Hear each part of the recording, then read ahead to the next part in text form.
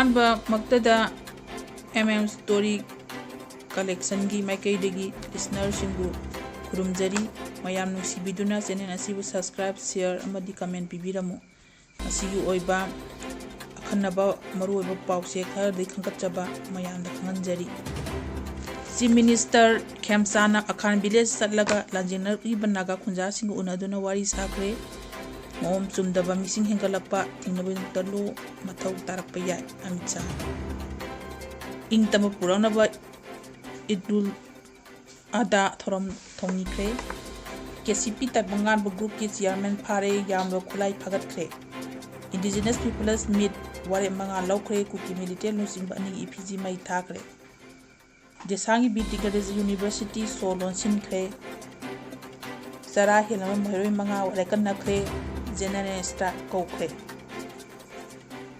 Henlmba ki kabokang phajai haiba khaktana yaroi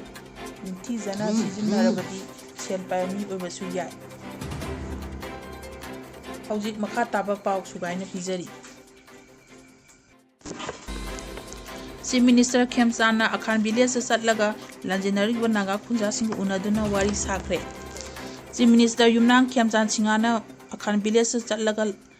khungsa khuldagi lanjelali banaga khunja sing unaduna wari sakre thasi ki tara humdoida kangpopi district ki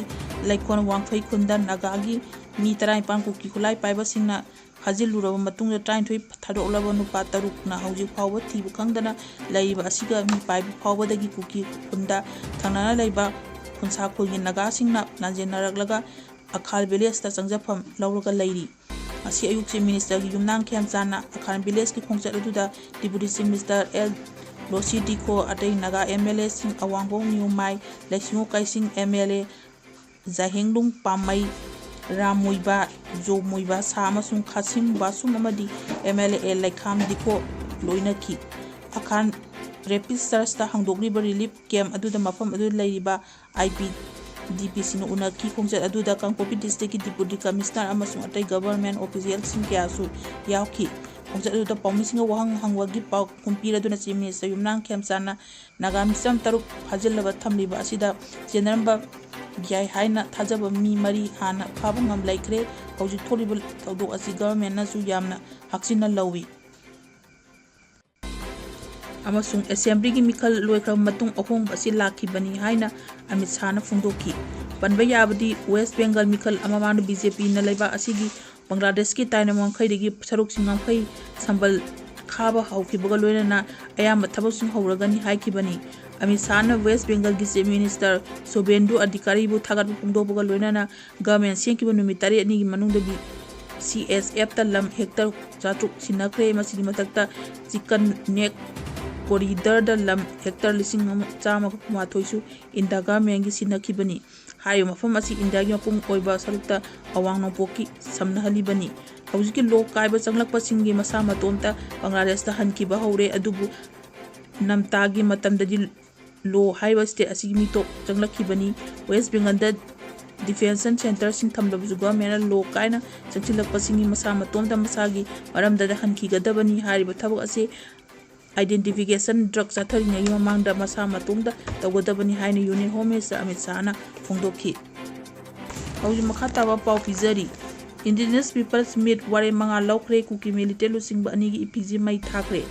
landam asida khundari bi yelho group singi saru yaba indigenous peoples meet ngasi Federation of Homina Sinduna Palace Kampano laiba ibo mema ima sumang lela sanglenda pangtokre ware manga laukibaga loina kuki military lusing ba ani EPG sing mai thakre ngasi gi miyano kawkuru ware sing adudi sahi lisang sinna miram dagi lona laktuna khunda riba singna hello group singda mi pun chatharak riba amadi makogi maram ama tarak ri punam asi masin manau oiba yellow puru khudimang na pun thinamina ba isi asi thorak riba wathok lanto asi India government na foreign based terrorist KNOZR ena singba singat su tawkina kibagi thorak oibana chathari bachu asi tokadabani su de yariba KNO Kuki National Organization KNA Kuki National Army ki lusingba Pangnum Songmai Hakip Ase Myanmar Masani ZRA Zomi Unification Army ZRO Zomi Refugees Organization ki lusingba Thangniang Napo Guitiana Myanmargi Jin State Tongoi Township Konba Pangnuyen Village Tagini Son Samapan Maugda Mak Jomi National Congress of Hyper Political Party Dagi Port Kadona Myanmargi NP Member of Parliament Oikibamini Maram Aduna Agrementation and Foreigners Act Lisingam Kumari Makada Central Government Video Porgi Matuina Makoibu Logi Matuina Paduna Myanmar Government Sinagadabani Manipur Ekogi Ipa Ipugi Tambiramba Lamni Masibu Kaidana Angak Sianduna Tamba Habase Ekoi Bachamana Oib Apuno Puru Kumangagi Togdani amasung asigi mifam lori warepsing asi thabak ta onthoklaba Federation of Homida Sinare warepsing asigi mifam da mai pangnaba honaba da furuk kudimak puna sogotminanaba haibasini asigi mifam adu da saruk ama oina KNO gi President PS Haukip ama di ZRA gi President Thangnian Pau Gunti Aniu Manipulo Yelhomi Singi Yangnabani Haidna Makoi Anigi Fizi Sing Mai Thaki We are united and never separated Haibak Bernari Makada Mifam Adu Saudi Yakiba Yellow Fruit Singi Ires Compound Akoibol Masatuna Yelhomi Sing Punsile Amasung Smitami Amatani Habakola Lauki Torom Adugi Maile na Federation of Homigi President Sapamsa Yadumani Highland Masid Landar Rugly Base Equipment in Haudragadi, my Paulo Tampanatana Manipus, Siampa Yaro Sing Musum Tampula Apuno Manipu Oigani, Nasim Pomasi Poliba, Yellow Purif Sing Apun Wari Amalauduna Imaleba Manipukana Dabani, Man Haimiana Manipur Amadi in the government Anigi Tajabal Tamde is the Tori Irang Asidam, Mika Tawaikar Krabatsu, Government Tawaido Kande, Ukin Lesson Highway Broketo Kibas the Manam Oregai Highway the Lambi, Som Sami Pandun Lady Adu Government Masiga Matana Karisu, Kandana Development Projecting Sangaduna Amadi Ancient Duna Laire London Masigi Awataiting Nangiba Miat Asibu Piri but Saina Asibu Government Tawaide Maram Aduna Masida, Kundari Bilhum Punamo.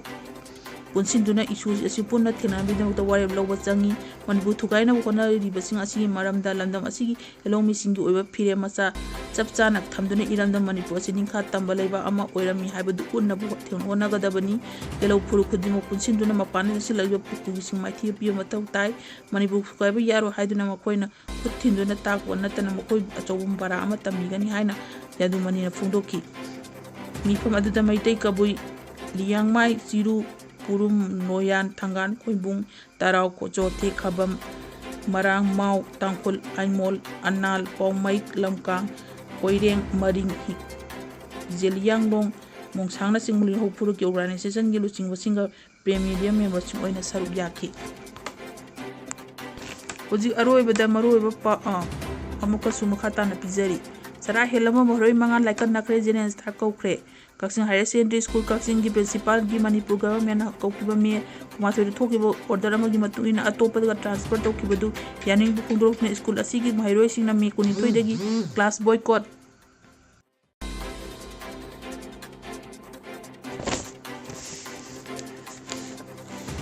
Hauji Makatawa Pau Pizari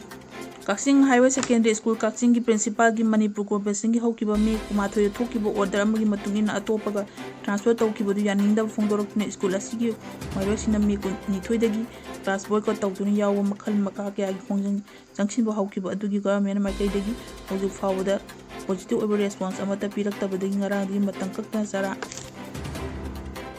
Henlmbagi Khongjang Jangsin Kiba Adu Ngasigi Makatana Jathari Khongjang Adugi Saruk Yaribi Maheiroi Nubi Masa Manga Prince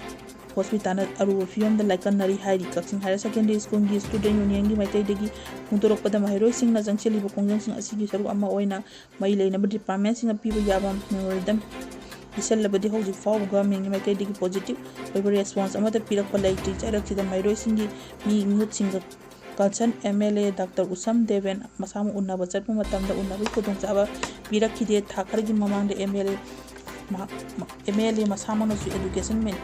Mr. Amagi Director Principal Amasusa Kinaba Nakoina Dio Iramba Maheiroi Thenare Hairi School Sigi Rasniti gi Oiba Ku Miang Pusilaktuna School Asigi Han Leirammi academic atmosphere da Singna Pasela Buktivani Palib Government Maikaidagi positive over response Pirakti Pawang Ngasi Hingnongairi Matangkakta Koukhre Kumbajana Extra Korban Hanu Koukhre Higher Secondary School Student Union Maikaidagi Murakli nakan ambromda Koukhre Higher Secondary School ni principal transfer tawi matang na Maheiroi singna nangsilagribo khonjang asidi noma gi Maheiroi kya hospitalize torokpa loyana Maheiroi singi academic atmosphere da sauna akaiba thokliba asidi matang na Koukhre da leiba CSO sing amadi babilub sing obi film amada ngasi library and information center Koukhre da pangthokre tang swaida ngasi gi maru ba pawlo sinjari amukana miya punam kono na khurumjari